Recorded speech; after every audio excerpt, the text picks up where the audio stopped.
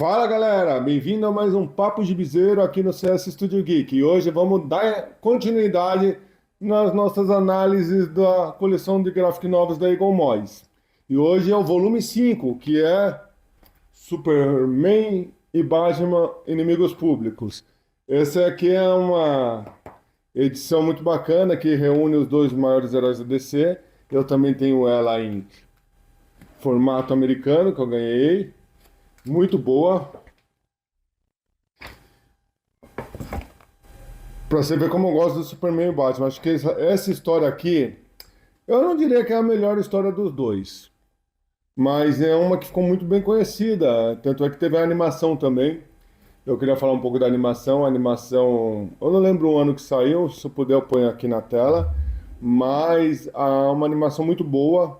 E essa animação, diferente das outras adaptações da DC, é na fase de ouro das animações da DC, então a animação é boa. E ela tá quase que um para um do quadrinho. Há poucas diferenças em pontuais. Quando eu estiver fazendo análise, se eu lembrar, eu falo das diferenças. Mas eu vou analisar basicamente o quadrinho. Então vamos lá? Vamos começar a destrinchar isso aqui? Então bora lá. Então aqui tá a capa, coleção Graphic Novels da Eagle Moyes, Inimigos Públicos, e a coleção americana, com essa capa legal aqui, ó, maravilhosa. Contracapa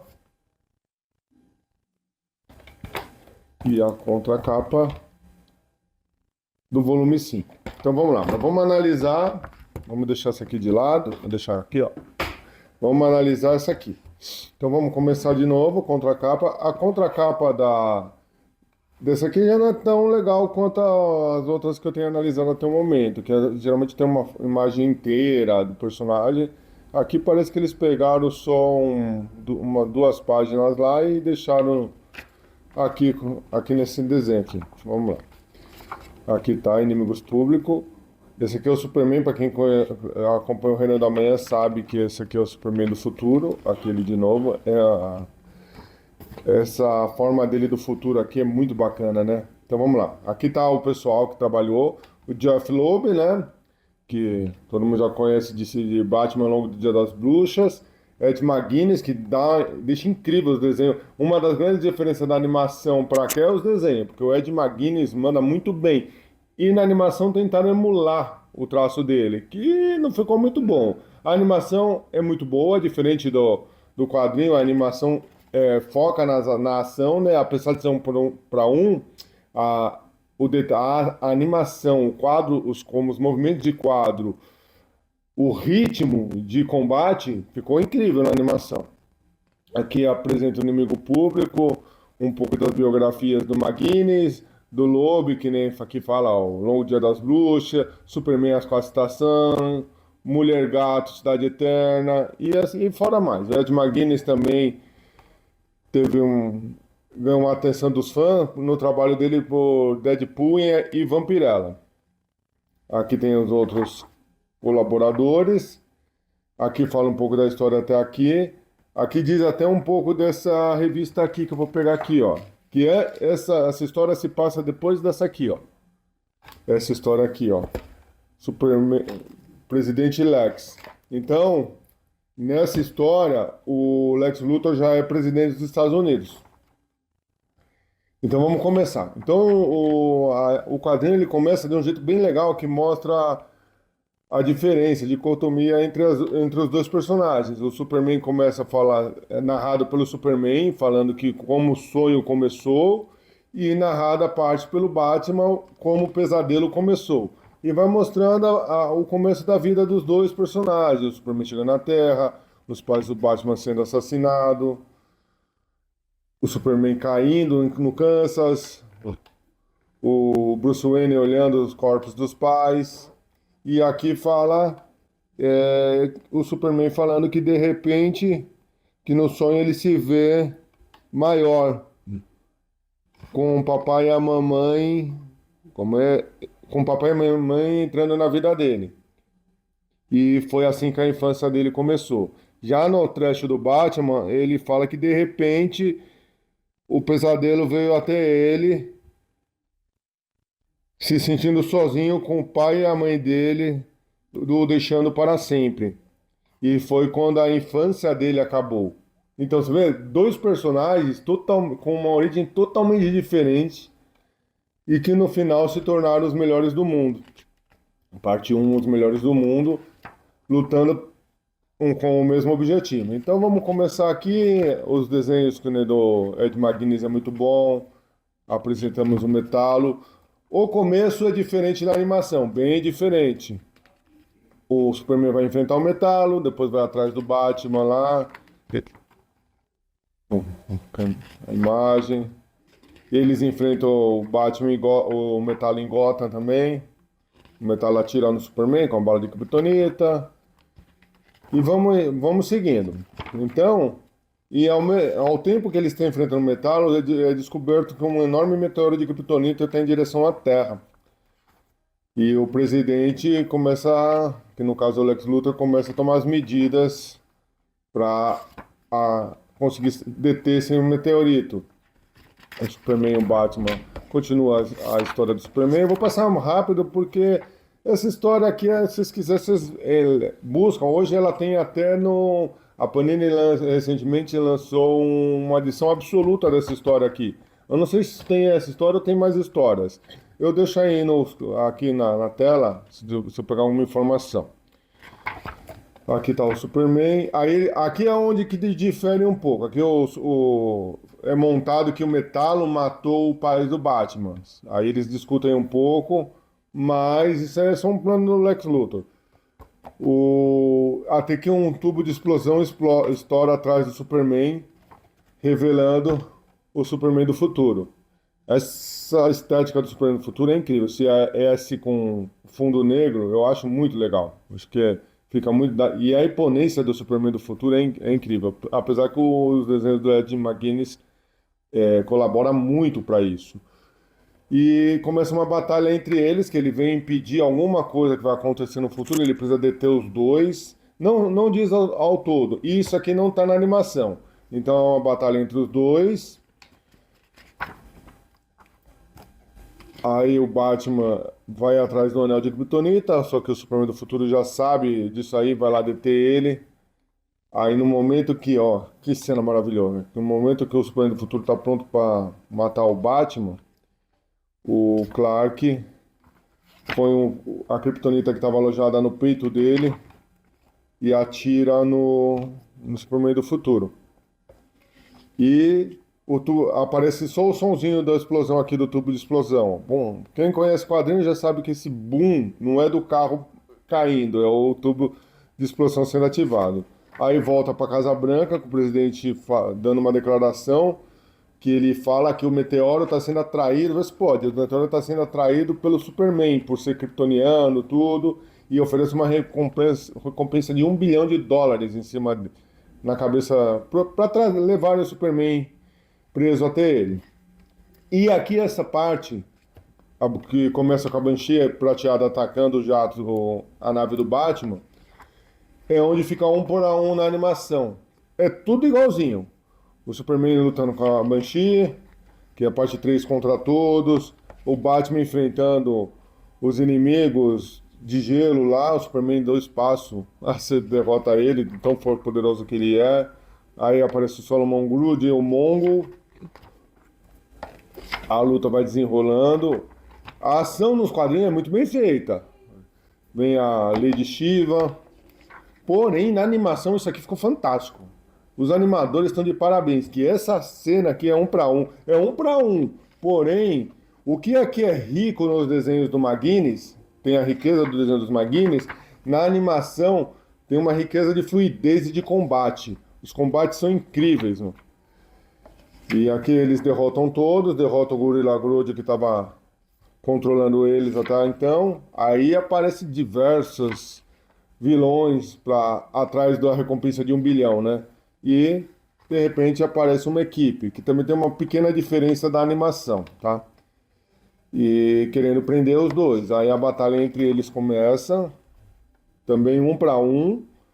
Tá na animação. Aqui tá em uma página só, tá? Mas essa cena aqui na animação ficou incrível.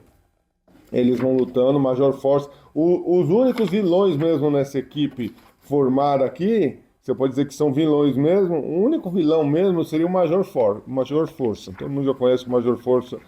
Foi uma experiência, uma nova experiência do exército americano depois de ter conseguido fazer o Capitão Átomo. Só que o Major Força é doido, né? Aí aqui eles continuam a luta.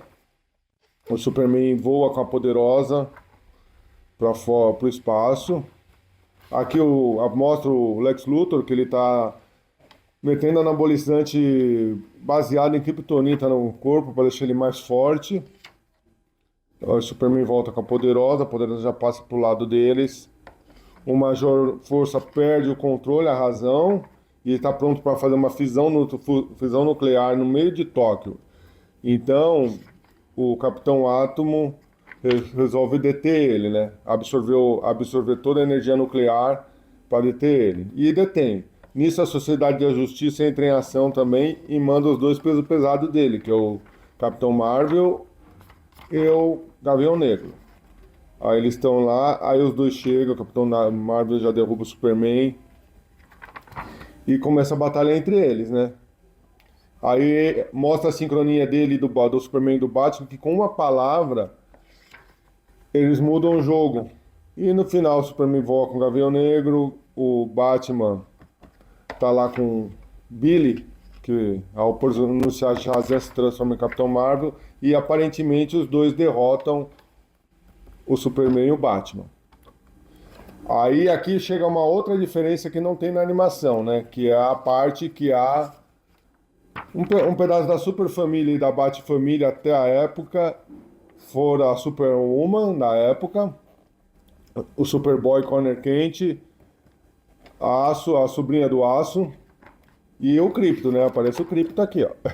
Invade a Casa Branca atrás dos dois, do Superman e do Batman. E a Bat-Família também, o Robin, a Caçadora, a Batgirl aqui, essa Batgirl, se eu não me engano, era a Cassandra, Cassia, eu não lembro do nome dela, mas é uma Batgirl que tava na época, porque nessa época aqui a Bárbara Gordon já era Orácula, então essa Batgirl pegou o lugar dela.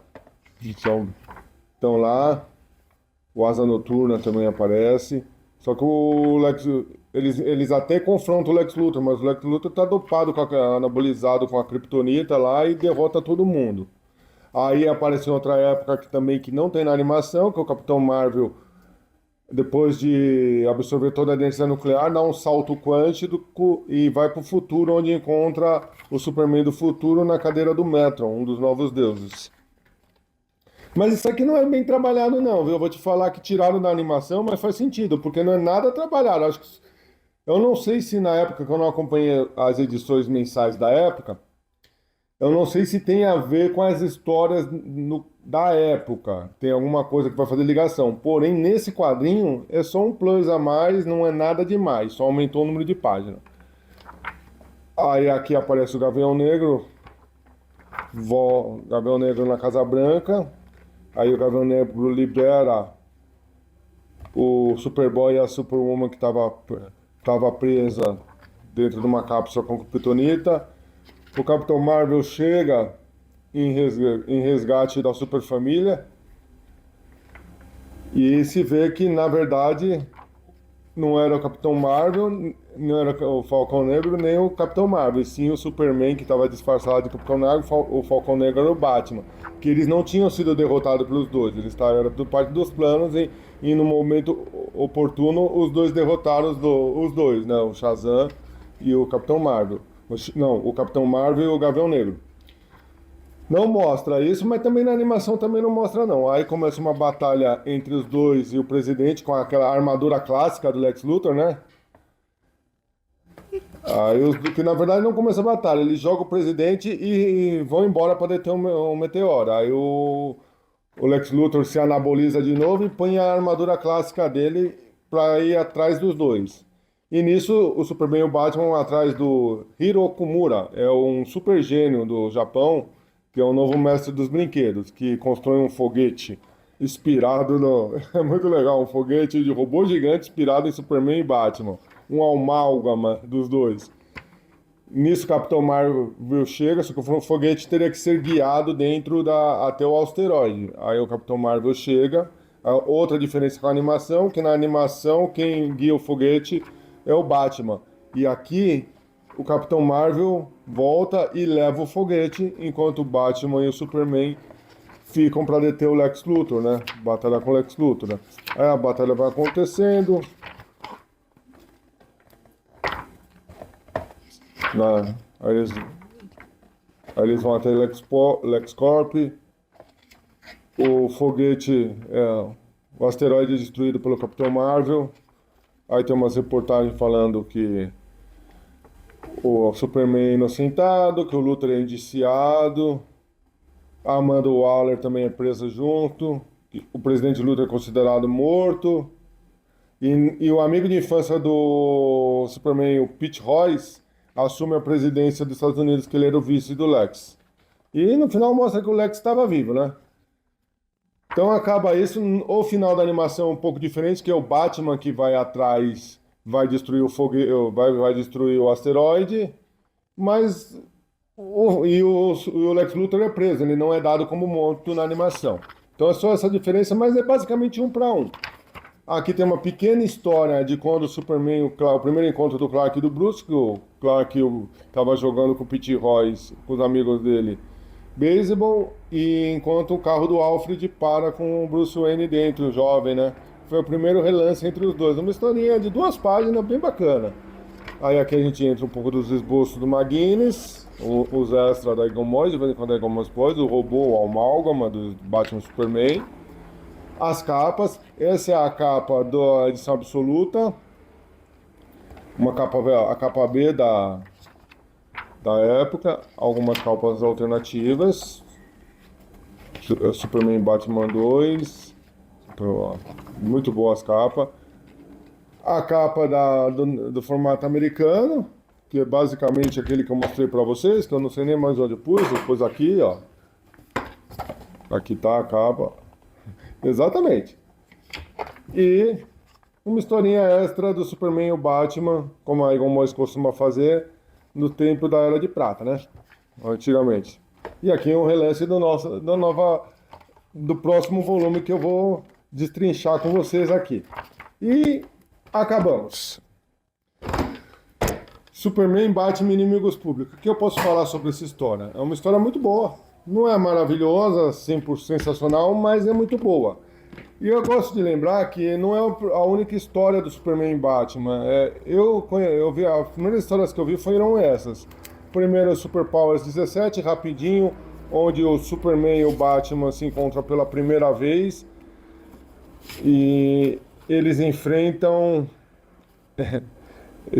uma história. Não, na história da Homem de Aço, quando o John Byrne fez, eles já se encontraram antes pela primeira vez, quando o Super vai tentar deter o Batman. Então eu tenho a edição clássica aqui. Eles enfrentam a Meg Pym. Eles referenciam isso na animação e no quadrinho do Inimigos Públicos. Aqui é quando eles se unem para enfrentar uma ameaça sobrenatural, uma vampira. É uma história muito boa, saiu na Super Powers número 8, editora Abril. Ó, que eles enfrentam uma vampira, das fraquezas do Superman é a magia, uma historinha curta, mas muito legal. E tem uma historinha extra aqui, ó. E depois tem uma outra história, que é uma história também bem clássica, onde eu já falei aqui, que é o Superman e Batman em Metrópolis, em Gotham.